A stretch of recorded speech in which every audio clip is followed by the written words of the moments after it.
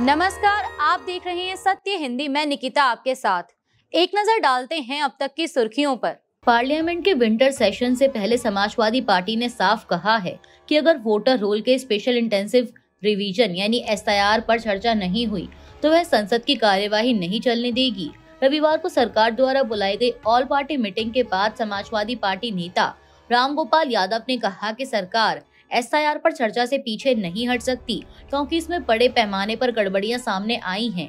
यादव ने बताया कि वह कई जिलों में घूमकर स्थिति देख चुके हैं। उनके मुताबिक इटावा जिले के सभी वोटरों को कैटेगरी C में डाल दिया गया है, जिसमें 7 सांसद और 3 विधायक भी शामिल हैं। उन्होंने सवाल किया कि जब गलतियां इतनी बड़ी हैं तो चर्चा क्यों नहीं हो सकती। रामगोपाल यादव ने यह भी कहा कि इलेक्शन कमीशन सरकार द्वारा बनाया गया है, इसलिए उस पर सवाल उठाना गलत नहीं है।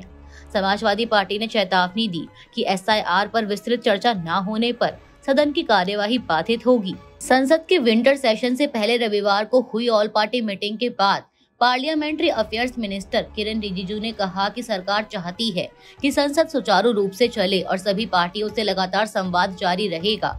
उन्होंने बताया कि स्पेशल इंटेंसिव रिवीजन यानी SIR पर चर्चा की विपक्ष की मांग पर फैसला बिजनेस एडवाइजरी कमेटी लेगी, जिसकी मीटिंग शाम को होगी। मीटिंग में defence minister Rajnath Singh, health minister और बीजेपी अध्यक्ष JP नड्डा समेत कई विपक्षी नेता शामिल हुए। रिजिजू ने कहा कि सभी पार्टियों ने अच्छी सलाह दी और सरकार ने उन्हें सकारात्मक रूप से लिया है। TMC नेता कल्याण बनर्जी ने कहा कि उनकी पार्टी सदन चलाने में सहयोग करेगी, लेकिन सरकार को भी विपक्ष के साथ सहयोग करना होगा और SIR जैसे मुद्दों पर चर्चा की अनुमति देनी होगी। उन्होंने बताया कि SIR प्रक्रिया के दौरान 40 लोगों की मौत हुई है। वहीं DMK नेता तिरुचि शिवा ने कहा कि सभी विपक्षी दल SIR पर चर्चा को लेकर एकजुट हैं। मीडिया रिपोर्ट्स के मुताबिक विंटर सेशन में 14 अहम विधेयक पेश किए जाएंगे, जिनमें परमाणु ऊर्जा विधेयक 2025, उच्च शिक्षा आयोग विधेयक 2025, नेशनल हाईवे अमेंडमेंट बिल और प्रतिभूति पासार संहिता बिल शामिल हैं। सेशन 1 दिसंबर से 19 दिसंबर तक चलेगा, जिसमें राजनीतिक टकराव और बड़े विधायी एजेंडे दोनों की संभावना है। संसद के शीतकालीन सत्र से पहले रविवार को दिल्ली में बुलाई गई सर्वदलीय बैठक के बाद कांग्रेस सांसद गौरव गोगोई ने सरकार पर गंभीर आरोप लगाए।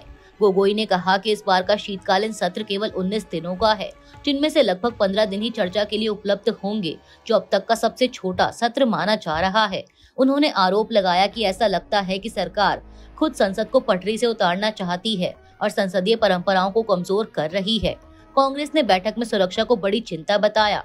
गोगोई ने कहा कि हाल ही में दिल्ली में हुआ ब्लास्ट कानून व्यवस्था और गृह मंत्रालय की नाकामी का संकेत है।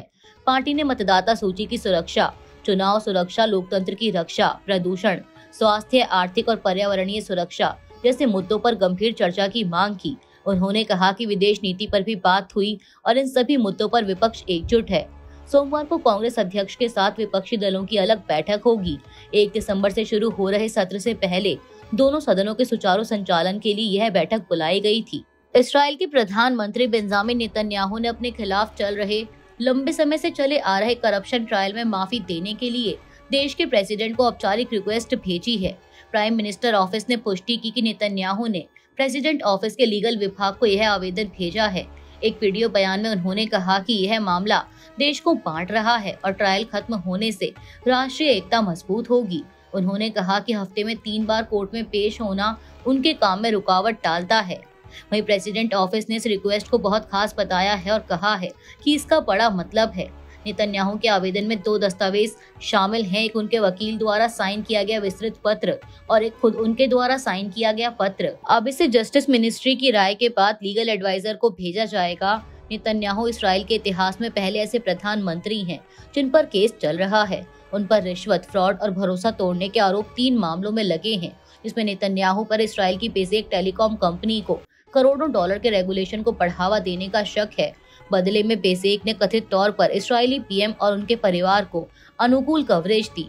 AP की रिपोर्ट के अनुसार दूसरे मामले में नेतन्याहू पर हॉलीवुड प्रोड्यूसर अर्नोन मिल्टन और ऑस्ट्रेलियाई अरबपति जेम्स पैकर से $2 लाख तक के गिफ्ट लेने के आरोप हैं।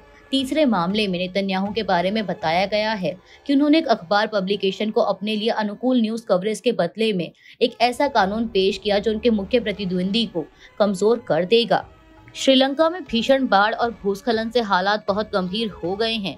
अब तक 193 लोगों की मौत की पुष्टि हुई है, जबकि 200 से अधिक लोग लापता बताए जा रहे हैं। सबसे अधिक नुकसान कैंडी और बादुल्ला जिलों में हुआ है, जहां कई क्षेत्रों का सड़क संपर्क टूट गया।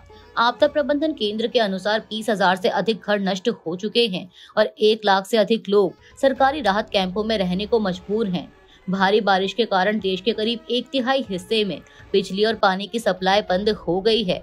चक्रवाती तूफान दितवाह की वजह से श्रीलंका में आपातकाल लागू कर दिया गया है। बढ़ते जलस्तर को देखते हुए कई इलाकों में लोगों को तुरंत जगह खाली करने के आदेश दिए गए हैं। संसद की पब्लिक अकाउंट्स कमेटी के चेयरमैन हर्षा डी सिल्वा ने कहा कि लगभग सभी जिलों में भारी तबाही हुई है और आने वाले दिनों में बड़े पैमाने पर पुनर्निर्माण की जरूरत पड़ेगी।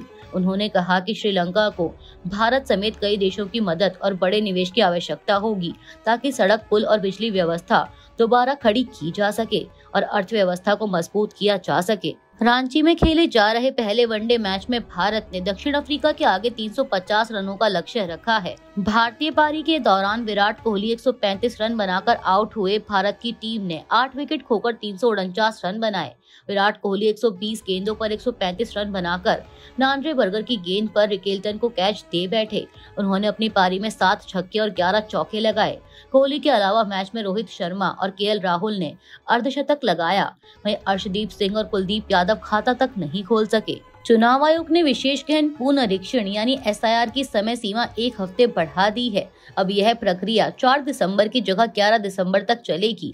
आयोग के अनुसार विस्तार इसलिए दिया गया है ताकि अधिकारी मतदाताओं की मसौदा सूची समय से तैयार कर सके। नई तारीखों के अनुसार मसौदा सूची 16 दिसंबर को और अंतिम मतदाता सूची 14 फरवरी को जारी होगी। इस फैसले पर संसद के शीतकालीन सत्र में बड़ा राजनीतिक टकराव होने की संभावना है, क्योंकि विपक्ष लगातार SIR का विरोध कर रहा है। BLO पर भारी काम के दबाव और कई राज्यों में आत्महत्या की घटनाओं के बाद TMC और कई विपक्षी दल लगातार इसे टालने या ज्यादा समय की मांग कर रहे थे। इस पर चुनाव आयोग ने घुटने टेक दिए। हालांकि 1 हफ्ता भी पर्याप्त नहीं है। SIR इतने कम समय में संभव नहीं है। SIR पहली बार 2003 के बाद बड़े पैमाने पर हो रहा है और 12 राज्यों व केंद्र शासित प्रदेशों के 51 करोड़ वोटरों को कवर करता है। विपक्ष का आरोप है कि इस प्रक्रिया के जरिए बड़े पैमाने पर नाम हटाए जा रहे हैं और यह वोट चोरी जैसा कदम है। बिहार में पहले 65 लाख नाम हटाए गए थे, जिसके बाद विवाद और बढ़ गया।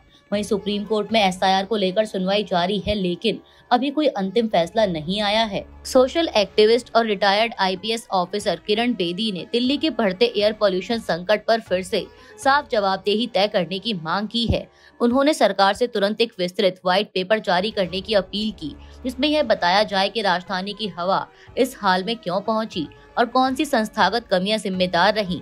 बेदी ने 2 पार्ट का डॉक्यूमेंट प्रस्तावित किया है। पहला, अब तक की नाकामियों और मौजूदा संकट के कारणों की जांच। दूसरा, आगे के लिए तुरंत शॉर्ट टर्म और लॉन्ग टर्म उपायों के स्पष्ट कार्य योजना। उन्होंने कहा कि इसमें सभी विभागों के साथ नागरिकों की भूमिका भी तय होनी चाहिए। इससे पहले हाल ही में किरण बेदी ने दिल्ली की घुटती और हाँफती हुई हालत देखकर दुख जताया था और कहा था कि उन्होंने शहर को अपना पूरा जीवन दिया है, इसीलिए इसकी तकलीफ सहन नहीं कर सकती। उन्होंने प्रधानमंत्री मोदी से हर महीने दिल्ली और पड़ोसी राज्यों के मुख्यमंत्रियों के साथ वर्चुअल समीक्षा बैठक करने की अपील भी की। किरण बेदी का कहना है कि इससे लोगों में भरोसा बढ़ेगा कि समस्या पर लगातार निगरानी हो रही है। प्रदूषण रोकने के प्रयासों के बावजूद दिल्ली का AQI लगातार बहुत खराब और गंभीर श्रेणी में बना हुआ है और आने वाले दिनों में भी राहत की संभावना कम है।